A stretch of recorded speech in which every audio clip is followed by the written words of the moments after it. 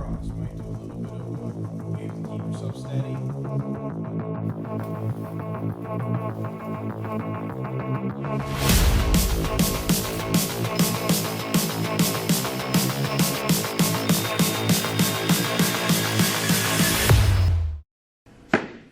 There we go. Hi everybody. Welcome back to Build Back Better. Thanks for tuning in. My name's AJ. I'm a certified welding inspector, certified welding educator, certified welder, a whole bunch of different things. I wanted to do these series of videos to teach people how to weld at their home. The idea of these episodes so people can follow along while they're doing it in their garage. I think welding can be just as mainstream as carpentry. Everybody has a miter saw at home anymore. Anybody can pick up a welder to use at home too. So everything I'm going to do is going to be off of a 110 wall outlet. I'm going to be using this machine today. This is a Yes Welder YWM 211P. It's a multi-process unit, does all three processes. You can pick up just a standard stick converter from Yes Welder for like $120, $130. That'll do just as good. Such as the YWA 160. There's also a YWA 125, ARC 205, and so on. I have this piece, 1/8 inch thick flat stock that's cut out, that's cut down a little bit, and this is what I'm going to practice on. People that I had talked to before this video, it sounds like most of you hasn't really touched a welder before, or if he did, it was a very short amount of time. So I'm going to start from the basics. I'm going to use 332 6011, one of the most common rods that you can pick up from just about anywhere. They carry these at Home Depot, Tractor Supply, and pretty much anywhere. These rods are one of the most versatile rods you can use. These can run on AC. They can also run on DC positive and DC negative. If anybody wants to know what that is, let me know. I'll explain it. This is referred to as an all-purpose rod or a farm rod. It's a very deep penetrating and reactive rod, so the arc is very harsh and gives off a lot of spatter. It is able to weld on dirtier surfaces such as paint and rust. It is also a fast freeze rod, so you can utilize a whipping motion, which I will go over in this episode. The slag coverage is pretty light and it's easy to remove. So all I'm going to have is a wire brush and a chip and hammer. So we're going to start off using 6011. We will move on to 7018 eventually. To start, a stick electrode, strike on it like a match. You pull out to get your correct arc spacing, and then you move back to your starting point, and then you just drag the rod. The rod should be at roughly a 15-degree angle. Drag. Make sure you have a good pair of gloves and a good welding hood as well.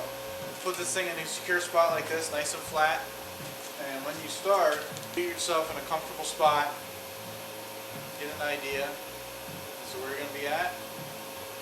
We're just going to run straight beads. We're not going to do any whipping motions, pausing, weaving, nothing like that. We're just going to get used to feeding that rod into the puddle at a consistent rate. Because like I said, this is your filler rod. So your arm has to constantly move to feed the filler metal into the weld. And it takes a while to get used to that. We'll run straight beads, one right next to the other. First bead should be right up in the top corner of your practice piece. Run pretty close to the edge so you have a straight line. And then you can keep running straight lines right on top of each other so this stuff is flat. And then you can reuse this piece over and over and over again. If you go to welding school, this is what they're going to start you at. Yeah, that's better.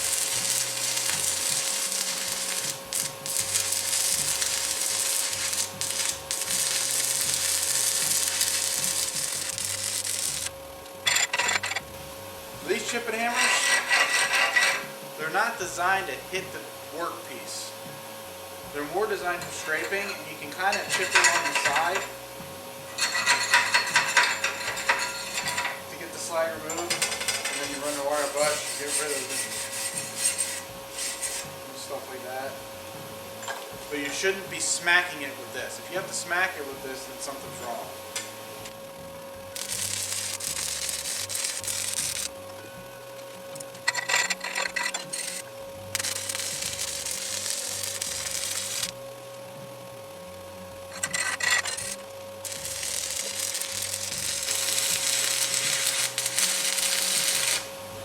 Use this as an opportunity to mess with your machine a little bit. So I had messed with my settings a little while, and I ended up actually having to turn my machine up. Every machine's different. That number there that says 75 amps, it may not be exactly 75 amps. It might be up or down a little bit. So use this as an opportunity to get used to your machine, play with the settings a little bit, and get yourself comfortable. I want to start off with dragging it so we can get used to feeding the filler metal into the puddle. And what you're looking for is a nice straight run, kind of like this. Not necessarily looking for aesthetically pleasing right now, just looking for consistency. Consistency in your puddle width, and consistency in your travel speed. So it should look something similar to this pass right here. Once you get that down and getting consistent speed and getting used to feeding the rod, now we can start working on a whipping motion. What I like to do is I like to get started, so you strike it like a match, run back into your start, and then go to the edge of your puddle, and then you step back into the middle, and then your edge, and then the middle, and it gives this progressive movement. That way you can utilize a fast freeze method of this. Getting used to that on a flat piece of plate will make you more confident and comfortable when you start doing out of position. But to get started, I would like to see people start to do it this way. And what you're looking for is consistent size and a consistent travel speed. Again, you don't want to hear any long arcing or short arcing. I wish I could demonstrate long arcing and short arcing on this machine, but both of my machines do not allow me to do it. So anytime I long arc, it shuts the arc down. Anytime I snub it out, it has an anti-stick function and it just blows through the metal. So you're going to have to find this comfortable range of long arcing and short arcing before you get to stepping or whipping. Long arcing, it'll just sound like a loud mess. It'll just be like, versus short arcing will literally sound like it's suffocating. And again, you practice on the same piece of plate, filling this thing up.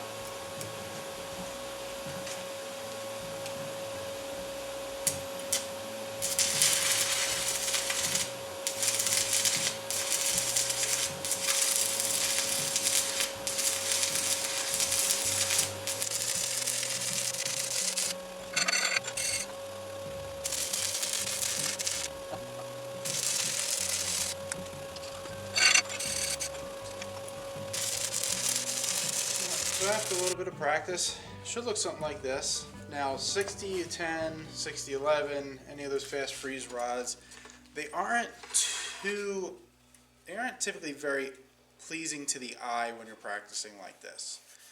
So this is about what it would look like. Again, you're just looking for consistency. Now I started messing with my settings and turning my heat up, and I've actually been tripping my circuit the past couple times. I used a wire wheel and a grinder to knock all the slag off so it's easier to see. But you can see all my ripples, you can see all my steps. I'm also running on 1/8 inch plate, so the 1/8 inch plate is kind of overheating and making this stuff look kind of gray and nasty. But looking for flat, smooth consistency, especially to start. Now that's how to practice welding flat with 6011. Thank you very much for watching this video. I'm hoping to do more stuff like this. Please let me know what you guys want to see more of. If you want me to continue with 6011, or if you want me to move to the more eye-pleasing and easier to run 7018. This is going to be up to the viewers. Please make sure to subscribe to this channel if you want to learn how to stick weld.